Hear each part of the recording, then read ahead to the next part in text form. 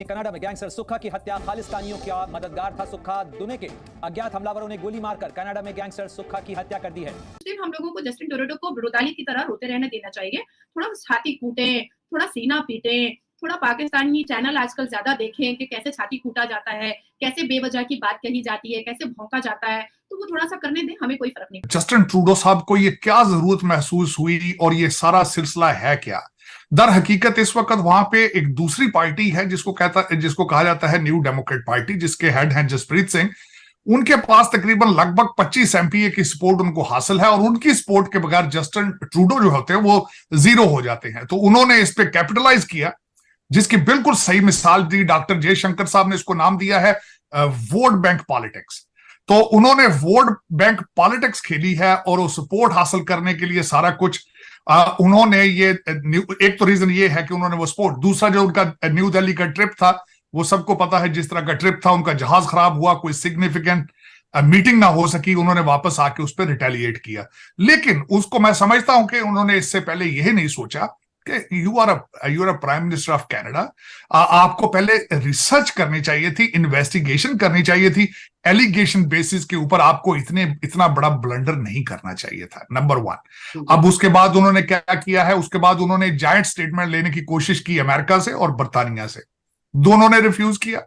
जब अमेरिका ने कहा है कि आप पहले अपनी योर इन्वेस्टिगेशन योर स्टेटमेंट, आप पहले इन्वेस्टिगेशन करें उसके बाद उससे डील करें।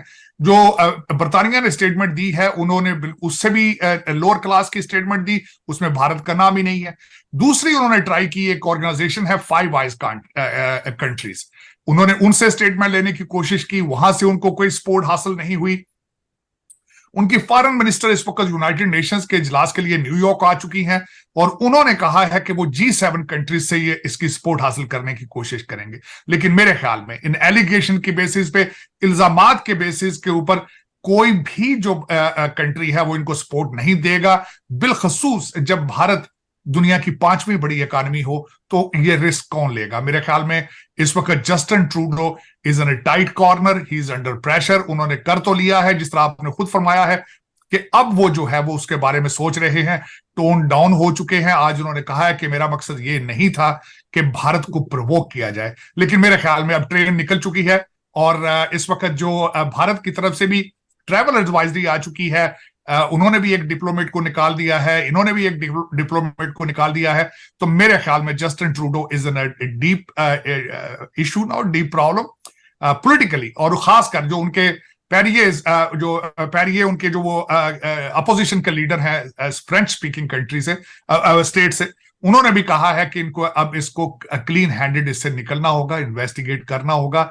इतना बड़ा जो ब्लंडर किया है उसके जवाब देना पड़ेगा। बिल्कुल डेफिनेटली सर। ये मतलब अभी तो इतना जदीद दौर हो चुका है और खास तौर पे इस टाइम इकोनॉमी का दौर चल रहा है। सर आपने बात की मुख्तलिफ कंट्रीज की, आपने यूएस की बात की, यूके की बात की, इवन ऑस्ट्रेलिया की तरफ से भी स्टेटमेंट आई है, वो भी जो देखने में आता है वो भारत की साइड पे है। फिर एक बड़ी चीज जिस वजह से ये सारा सिनेरियो क्रिएट किया जा रहा है या करने की कोशिश की जा रही है सिख कम्युनिटी को लेके इंटरनेशनली, तो यूएस में जो सिख कम्युनिटी बैठी है, उनके जो मेंबर हैं, उनके जो हेड हैं, उनकी तरफ से भी प्रॉपर भारत को लेके जो है वो स्टेटमेंट दी गई है कि भाई जो कनाडा के प्राइम मिनिस्टर ने बोला है वो बिल्कुल गलत है, हम भारत के साथ खड़े हैं। यूएस के जो सिख कम्युनिटी है उनकी तरफ से भी यही स्टेटमेंट आई है।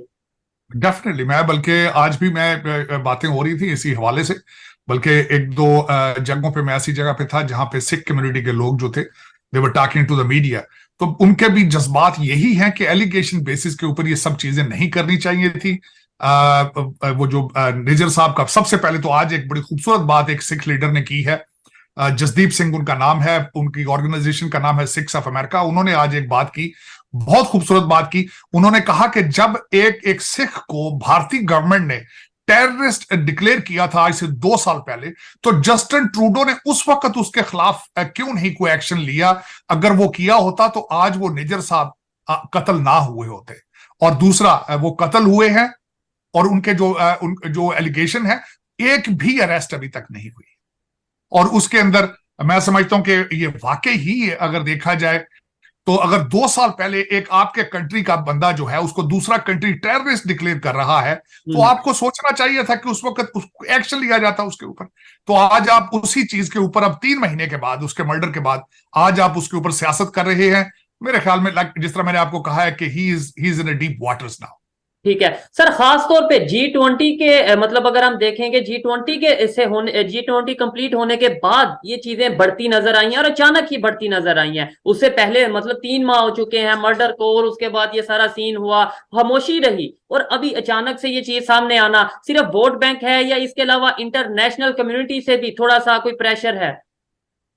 इंटरनेशनल कम्युनिटी अगर देखा जाए तो इस वक्त मैं उससे मेरी ओपिनियन थोड़ी सी डिफरेंट है, वो इस तरीके से कि G20 का जो इमेज राइज हुआ है उससे इसको डैमेज तो हुआ है, इसमें कोई शक नहीं, लेकिन वेस्टर्न सिविलाइजेशंस मोस्टली जो है वो अंडर इंडियन डायस्पोरा प्रेशर में है। वो इस वक्त देखा जाए तो अमेरिका जो है वो तो इंडियन डायस्पोरा चला रहा है अमेरिका को। वो इस तरह का अमेरिका से ऋषि सुनक है बर्तानिया में, अल्टीमेटली उन्हें पता होना चाहिए था कि अगर मैं ये काम करूंगा तो वो इस तरह का to bring India down after G20, तो ना बर्तानिया सपोर्ट करेगा ना अमेरिका सपोर्ट करेगा।